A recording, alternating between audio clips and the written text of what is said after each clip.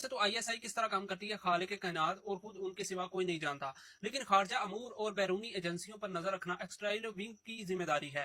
ये वो लोग होते हैं जो हर तरह की शोहरत से दूर गुमनाम रहकर मुल्क की खिदमत करते हैं। उनको सबके सामने अवार्ड नहीं दिए जाते, उनके इंटरव्यू नशर नहीं होते, ये सोशल मीडिया से दूर रहते हैं। इनकी कई शाखें होती हैं, कई एड्रेसेस और कई नाम, मुल्की सियासत से इनका कोई लेना देना नहीं होता। ये लोग Bharat, Sri Lanka, Afghanistan, Israel, America, Europe, चीन, तुर्की, अरब ममालिक समेत दुनिया के चप्पे चप्पे में नजर रखते हैं। तो इनकी खुफिया हिट लिस्ट तक यही लोग इस तरह पहुंचे कि सदर को पाकिस्तान ने बताया कि इसराइल अब इन दो ईरानी रहनुमाओं को निशाना बनाने वाला है। लेकिन इतना बड़ा कारनामा जिन लोगों ने अंजाम दिया, उनके नाम से कोई वाकिफ नहीं, शायद उनके घर वाले तक नहीं जानते कि वो हकीकी दुनिया के किस हीरो के साथ रहते हैं। कालसी में इस वक्त पाकिस्तान की हैरत अंगेज कामयाबियों की खुशियां मनाते हुए इनको भूल जाना बेवकूफी है। आए हाथ उठाकर इनके लिए दुआ करें और इनको सलाम पेश करें, क्योंकि इससे ज्यादा इनको हमसे कुछ नहीं चाहिए।